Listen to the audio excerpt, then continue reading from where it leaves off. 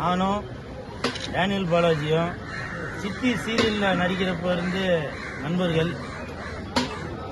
நிறைய பேருக்கு தெரியாத ஒரு விஷயம், பிக் பாஸ் சீசன் 3ல் பிக் பாஸுக்கு வர சொல்லி நம்ம டேனியல் பாலாஜியை கூட கூப்பிட்டுருந்தாங்க. அப்போ எனக்கு ஃபோன் பண்ணி சொன்னாப்புல, மச்சான் அந்த மாதிரி பிக் பாஸில் கூட என்னை கூப்பிட்றாங்கடா போகலாமா அப்படின்னு. நான் சொன்னேன் அது தெரியல, வெளியில் உள்ளவங்க கெட்டவங்களா இருந்தாக்க உள்ளே போயிட்டு வந்தோன்னா நல்லவங்களா மாறிடுவாங்க, வெளியில் நல்லவங்களா இருக்கிறவங்க உள்ளே போயிட்டு வந்தோன்னா கெட்டவங்களா மாறிடுவாங்க அப்படின்ற மாதிரி ஒரு மாயை இருக்குது. அதனால் உன்னோட விருப்பம் தான் மச்சான் அப்படின்னு சொல்லி சொன்னேன். இப்போ நான் பிக் பாஸ் போயிட்டு வந்ததுக்கப்புறம் நான் ஃபோனில் பேசுகிறப்ப சொன்னாப்புல, ஐநாவரம் பக்கம் வரும்போது ஃபோன் பண்ணுறா வீட்டுக்கு வா அப்படின்னு சொன்னாப்புல. ஆனால் இன்னைக்கு நான் இந்த நிலைமைக்கு தான் வர வேண்டிய சூழ்நிலை. டேனியல் பாலாஜி நேற்று அவரோட நண்பர் குமார் எனக்கு ஃபோன் பண்ணாப்புல, இந்த மாதிரி 8 மணிக்கு ஹார்ட் அட்டாக்குங்க, ஹாஸ்பிட்டலில் சேர்த்துருக்கோம் அப்படின்னு. அப்புறம் 9:30க்கு மேலே இந்த மாதிரி ஒன்றும் காப்பாற்ற முடியல அப்படின்னு சொல்லி சொல்லுவேன். நான் பாண்டிச்சேரியில் இருந்தேன், அதான் வரதுக்கு காலதாமதம் ஆனது. பாலாஜி உண்மையிலே சொல்கிறேன் பாலாஜி, நான் உன்னை ரொம்ப பெருமையாக தான் சொல்லுவேன். ஏன்னா சினிமாவில் நிறைய பேர் ஹீரோவாக இருக்கிறாங்க, அவங்களுக்கு உதவுற குணம் ரொம்ப கம்மி. சினிமாவில் வில்லனாக இருக்கிறவங்க அவங்களுக்கு உதவுற குணம் ஜாஸ்தியாக இருக்கு. நீ பெரிய பணக்காரன்லாம் இல்லை, புரியுதா? நீ பெரிய பணக்காரன் கோடி கோடியெல்லாம் சம்பாரிச்சு வைக்கல. ஆனால் நீ இறந்ததுக்கு அப்புறம் உன்னோட கண்ணை தானம் பண்ணி அந்த பார்வை மற்றவங்களுக்கு போய் சேரணும் அப்படின்னு ஒரு உதவுற குணம் உன்கிட்ட இருந்துச்சு பாத்தியா? அதுதான் பாலாஜி. நீ மக்கள் மனசுல நீ ஒரு ஹீரோ. இந்த நேரத்தில் படத்துல பார்க்கும்போது நீ வில்லனா இருக்கலாம், இன்னைக்கு நீ கண்தானம் பண்ணி மக்களோட மனசுல ஒரு ஹீரோவா திகழ்ற. நீ உண்மையிலே சொல்றேன், இனிவரும் சங்கதிகள் இந்த டேனியல் பாலாஜியோட இறப்புக்கு பிறகாவது தானம் பண்றீங்க. நிறைய பேர் உணவு தானம் பண்றீங்க, என்னென்னவோ ரத்த தானம் பண்றீங்க, கண் தானமும் பண்ணுங்க.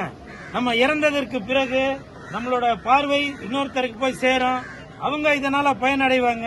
அதனால தயவு செய்து நீங்க இனிமேல் இந்த விஷயம் நிறைய பேருக்கு தெரியாம கூட இருக்கும், அதனால கண்தானம் பண்ணுங்க. நீங்க கண்தானம் பண்ணும்போது உங்களோட கண்ணை தோண்டி எடுத்துருவாங்க. ஏன்னா சில பெற்றோர்கள்லாம் நினைப்பாங்க, ஐயோ நம்ம பையனோட கண்ணை தோண்டி எடுத்துருவாங்க, அது ஒரு மாதிரி விகாரமா தெரியுமா அப்படின்னு நினைப்பாங்க. அப்படிலாம் இல்ல, அது கண் எடுத்ததுக்கான அடையாளமே தெரியாது.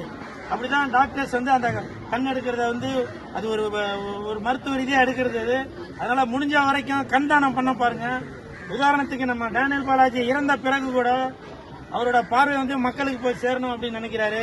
பாலாஜி, நீ இறந்த பிறகும் உன்னுடைய புகழ் கண்டிப்பாக ஊர் போற்றும். நீ மேல இருந்து பார்த்துட்டே தான் இருப்ப. உன்னுடைய பார்வை அந்த பெற்ற அந்த நபர் கண்டிப்பாக நீ என்ன செய்யணும்னு நினைக்கிறியோ அந்த பார்வை மூலமாக மக்களுக்கு சேர்ந்துட்டு இருப்பாரு. உன்னுடைய ஆத்மா சாந்தி அடையணும். நானும் பாலாஜி அவர்களும் ஒரு 20 வருடத்திற்கு மேல நண்பர்களாக இருந்தாலும் ஒரே ஒரு படம், வேட்டையாடு விளையாடு படம், கௌதம் மேனன் சாரோட அந்த டைரக்ஷன்ல அந்த ஒரு படம் தான் நாங்க 2 பேரும் ஒன்னா நடிச்சது. மற்றபடி அவர் கூட நடிக்கிறதுக்கான குடுப்பனம் எனக்கு இல்லை. ஏன்னா டேனியல் பாலாஜி மிக சிறந்த நடிகர்.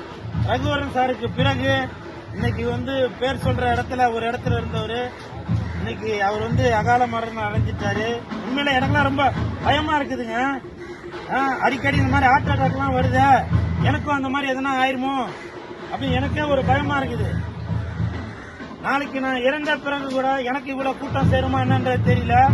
நாளைக்கு நான் இறந்தால் கூட கண்டிப்பாக உதாரணத்துக்கு இந்த வீடியோ கூட நீங்க எடுத்து போடலாம்.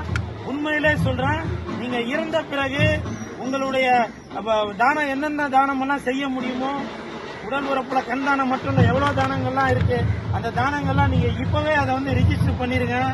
நீங்க காசு பணம் தான் செலவு பண்ணோம் அப்படின்றது இல்ல. நடிகர்களுக்கு மட்டும் சொல்லல, பொதுமக்களுக்கும் சேர்த்து தான் சொல்றேன்.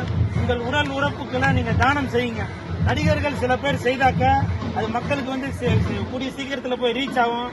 அதனால உதாரணத்துக்கு இந்த டேனியல் பாலாஜியோட இறப்பையும் மனதில் வைத்து உங்களோட உடல் உறுப்புகளையும் நீங்க தானம் செய்யுங்க.